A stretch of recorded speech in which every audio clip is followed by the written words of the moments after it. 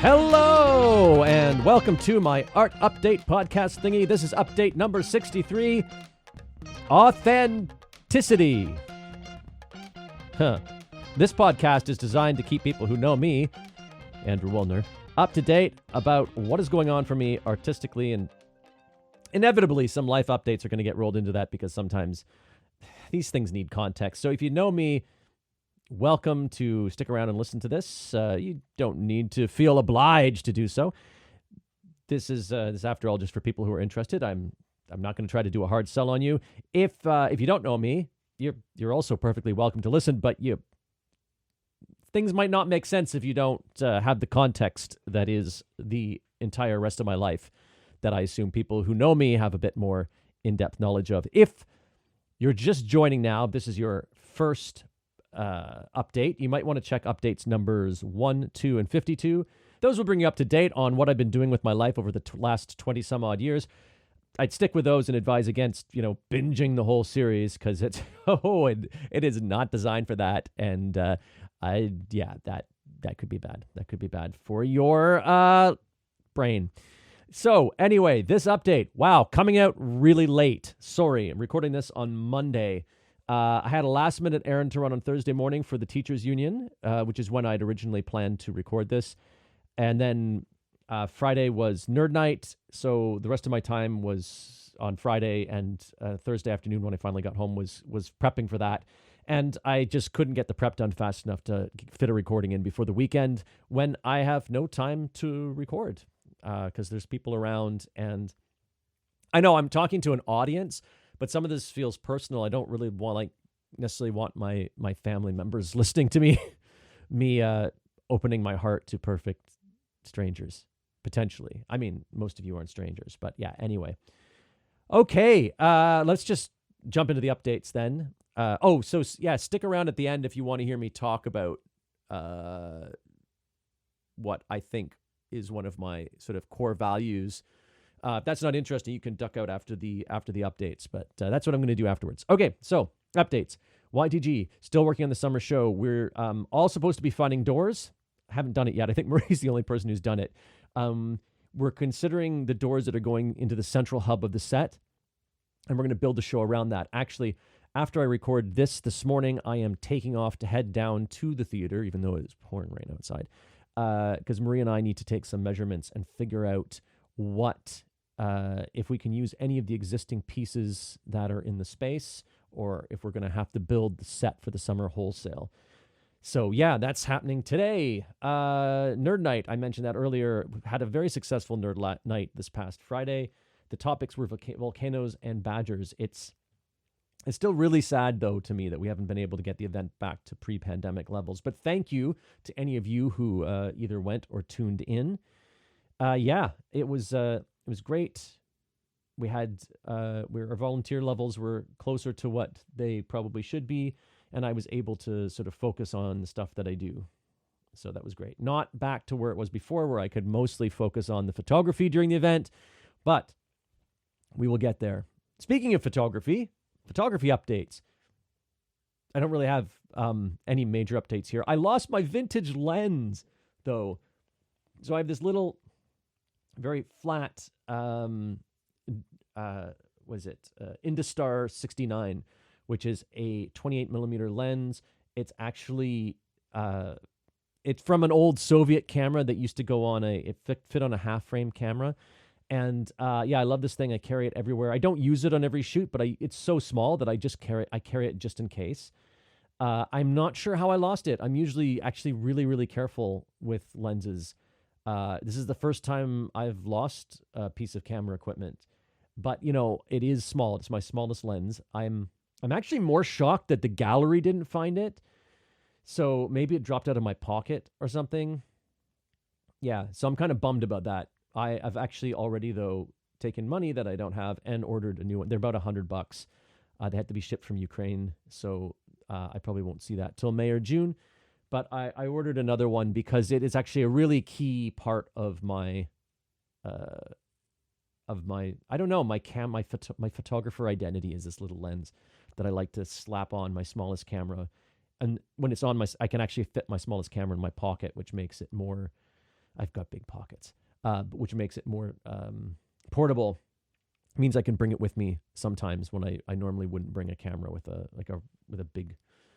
My lenses, none of my lenses are particularly big or giant, but they're too big to fit in my pocket. Anyway, okay. So updates on sustainability projects, bunch of roadblocks and dead ends last week. I need to talk to Aaron, who's helping me rewrite the thing, and I'm kind of lost at the moment. So trying to hopefully connect with her this week. I think I've done some decent writing on it. I just don't know how to arrange it on the site, and I really just need someone to help me with that. All right, so that's it for the updates this week, but I'm not done. I want to talk about authenticity. I feel like I'm having like a breakup talk with someone. Look, real talk here. We need to talk about authenticity. It's not you. It's okay. No, it's not one of those. Anyway, I've been thinking a lot about this recently and realizing that authenticity is something that's very important to who and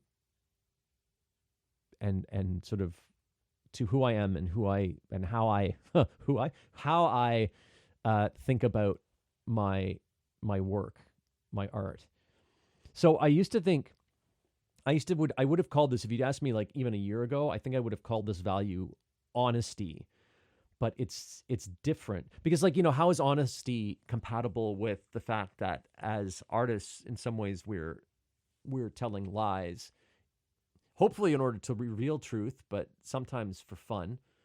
But yeah, authenticity is more about like being true to oneself and how one thinks the world is.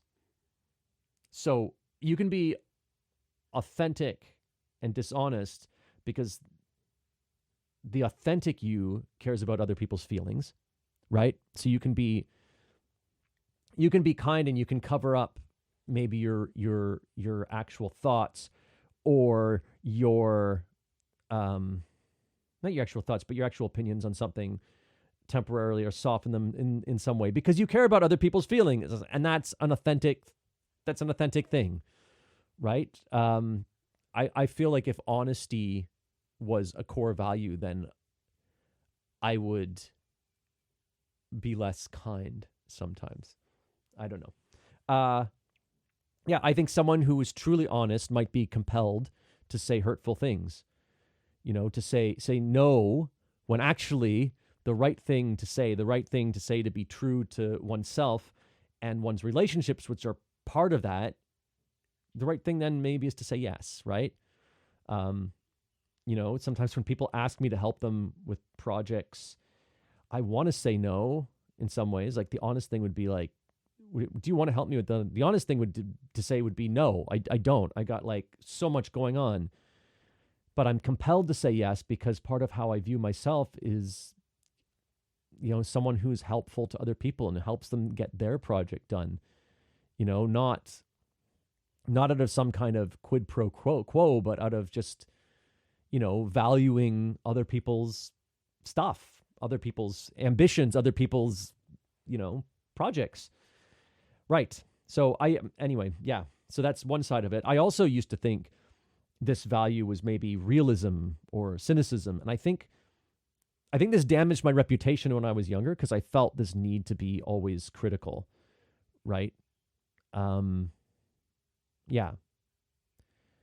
So I was thinking about this and I wrote the sentence, there are two levels to this value, the inner and the outer. And the problem is I got interrupted after I wrote the inner section. So the outer section is much shorter. So bear with me. Let me just talk about like the inner part of the value of authenticity. So, and this is just for me, like, I don't know, maybe this word means something different for you. I'm not trying to define it. This isn't like an audio essay about what does authenticity mean, period. But like, what does it mean? What does it mean to me? What does it mean to my work? So authenticity is a deep need I have to be who I am as much as I can.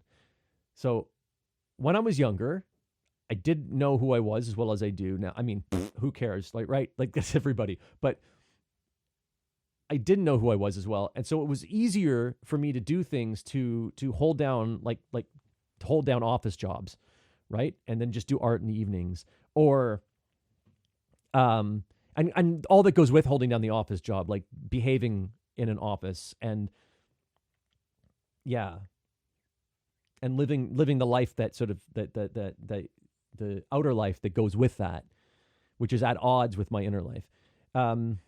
Yeah, it was easier then. It's harder for me to do that kind of thing now, because I'm much more likely now to sort of to stand up for myself in a way that maybe gets me in trouble. So yeah. So, and this desire for authenticity is probably where the self-deprecation that I have comes from. So this is something, this came up actually, this whole thinking about authenticity came up because I wondered why the stuff I wrote for the Sustainability Project webpage was the way it was. I had several people come back to me and say, well, you got to get rid of the self-deprecating stuff because actually it's very off-putting. And so I was trying to think of where that comes from so that I could express those feelings in a way that wasn't offensive, actually, to the people who were reading it, but at the same time was authentic to me and how I feel. So it's not that I think that me or my projects are not worthwhile or like worthy of any kind of support, but I want to represent them accurately. So anything that sounds like marketing speak, or that I'm puffing something up to be more than it is, that it really makes me deeply uncomfortable. And even if it's on this website, but I mean, people assume that I am the source. It's hard. Like, it's the same thing when I'm promoting shows. If it's somebody else, if it's very clear that it's somebody else writing about the show, or it could be somebody else writing about the show, I can let it go. But if someone's reading something, for instance, the YTG newsletter, which is written in my voice, I cannot fluff the show the same way I can if it's written sort of third person on the website. But yeah, it's not that I think my projects are not worthwhile. I want to represent them accurately, and I want to sort of avoid marketing speak. I really don't like to fluff up what I'm doing and leave out the questions or doubts that I have about my own work, because it feels deeply unauthentic, and it triggers this very deep cognitive dissonance in me. And the self-deprecating comments that I sometimes make about myself or my own work, they're there to relieve that cognitive dissonance, right? I want to say I want to say good things about this project, but I want to be able to express my own self-doubt and diffuse the doubt that I feel that you might feel, you as someone looking in at my work, that you might feel if I blow it up too much, if I fluff it up too much. I don't want anyone to have a false impression of who I am. I don't like gurus, okay? And this holds true. So while I run a theater company, where I am the old experienced person, I will undermine myself in order to prevent being seen that way. If I see a guru bubble forming, I try to pop it, right? Because again, it's this cognitive dissonance. Like, I do not feel like I have the answers to every question, and I don't want to come off like I do. And this is really relevant if you're wondering why I'm talking about this. It's because, every summer I have a whole bunch of interns come in who are between the ages of sometimes as young as 16, but usually more like 19 to sort of mid to late 20s. And now in the old days, I was around their age. Now I'm like twice their age or more. And I feel like I have a responsibility not to become a guru to them, to help them, to like, I don't like the word mentor really, but to mentor them in some way, to help them achieve their artistic goals in regards to whatever project we're working on, but without becoming a guru. I mean, see, like, if you're listening to this, you probably know me. So you know I'm flawed. You know I have blind spots and weaknesses as a human and as an artist, but other people don't, right? And especially younger people who might come and intern on my projects. And I hate having to pretend that I'm not flawed or that I'm an artistic genius or something. or even if I'm not actively pretending, but if I let people see me that way, it feels, again, it's this cognitive dissonance. It just feels unauthentic. So then anyway, and sometimes I pop the bubble by being self-deprecating. So the self-deprecation, it leaks into other things I work on, and the people who help me write my cover letters and the webpage for the sustainability project, like I said, they're always on my ass about cutting that shit out. And they're right. I guess there are ways to dance around the fluff, around talking about my projects, not the fluff, but around talking about my projects without triggering my cognitive dissonance, or like the cognitive dissonance I get if I feel like I'm blowing my own horn. Yeah. Okay, so that's the inner part. So the outer, and I warn you, this is much shorter because this I mostly had to write just before recording this, and I didn't have the same amount of time to think about this. But so that's the inner cognitive dissonances. But no, cognitive dissonance. That's the way I think about on the inside. I'm feeling about authenticity. On the outside, on the outer version of authenticity, this is reflected on by like what I want from things coming to me. So I want my experiences in the world to be authentic. And this might be why I feel deeply uncomfortable at theme parks sometimes. And I don't like creating those experiences myself, but I don't like, yeah, I mean, I'm fine. I can go to Disney Sea or whatever, and I can have a good day, but I'm not that kind of person who would want to go there every week, right? I want to go on a few rides. I want to eat some interesting food or something like that, or just hang out. But yeah, it's hard. It's hard to be authentic in a place that is deeply inauthentic. Now there's elements of it that are authentic. I'm not going to do a deep dive into like theme parks here, but there's things that are really authentic, like, you know, seeing someone scream on a roller coaster. That's authentic. It's just some of the sort of some of the other make believe that I feel weird about. Yeah. I crave context. There's another aspect of this authenticity, sort of outer, in like the outer world coming into me. I crave context in events and experiences, right? I want to see more than just the surface. And I really value transparency in other people. So, I really value people being transparent with me. And I hope I respect that transparency. I hope I treat that,